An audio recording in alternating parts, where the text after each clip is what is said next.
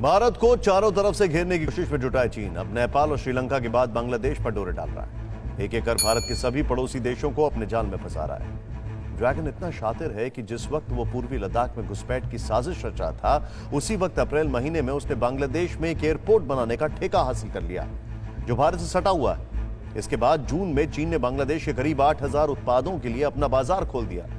फिक्र की बात यह है कि 5 साल में चीन बांग्लादेश से कारोबार में भारत से आगे निकल चुका है और भारत के इतने करीब फैला उसका यह जाल भारत की चिंता बढ़ा रहा है। इस सवाल पर हमें गौर करना होगा कि करीब के देश हमसे दूर क्यों हो रहे हैं।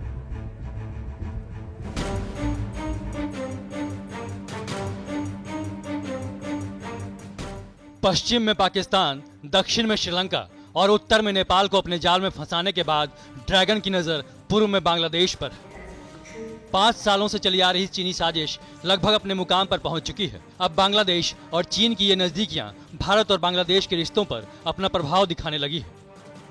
3 तरफ से भारत की सीमा से घिरा बांग्लादेश अब अपनी जरूरतें पूरी करने के लिए चीन की तरफ देखने लगा है। म्यांमार के रास्ते सड़क के जरिए चीन सीधे बांग्लादेश तक पहुंचने का प्लान बना रहा है, यानी पूर्व से भी भारत को घेरने की चीनी तैयारी साफ नजर आ रही है। सबसे पहले चौंकाने वाले उन आंकड़ों को देख लीजिए जो बांग्लादेश और चीन के बीच बढ़ती गर्मजोशी को बता रहा है। बांग्लादेश की सामरिक और आर्थिक क्षमता के पीछे बीजिंग के लाल बादशाह की भरपूर मदद का सबूत दे रहा है।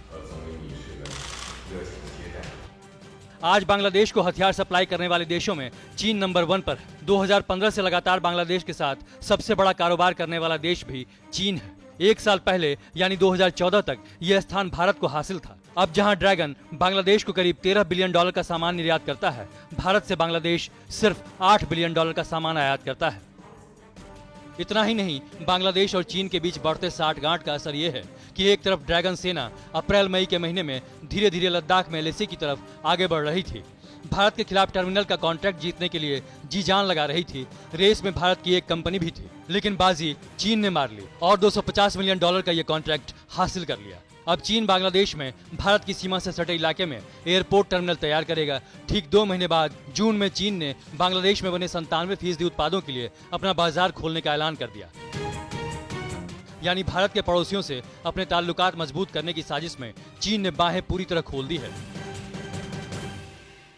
पिछले 5 वर्षों में चीन ने बांग्लादेश को अपने BRI योजना के तहत $20 अरब का कर्जा मंजूर किया है। बांग्लादेश जैसे एक छोटे देश के लिए, जिसकी इकोनॉमी बहुत बड़ी नहीं है, उसके लिए ये बहुत मायने रखता है।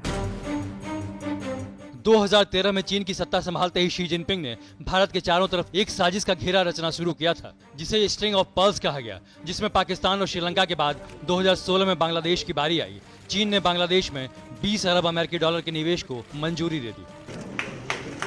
जिनपिंग और शेख हसीना के बीच 40 समझौतों पर मुहर लग गई।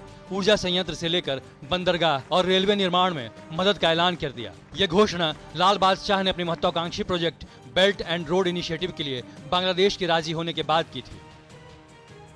इस प्रोजेक्ट में चीन म्यांमार के रास्ते सड़क बनाकर बांग्लादेश तक अपनी पहुंच बनाना चाहता है। पूर्व से भारत की सरहद के बिल्कुल करीब पहुंचने का रास्ता बनाना चाहता है, लेकिन ड्रैगन की ये दोस्ती बांग्लादेश पर भारी पड़ सकती है।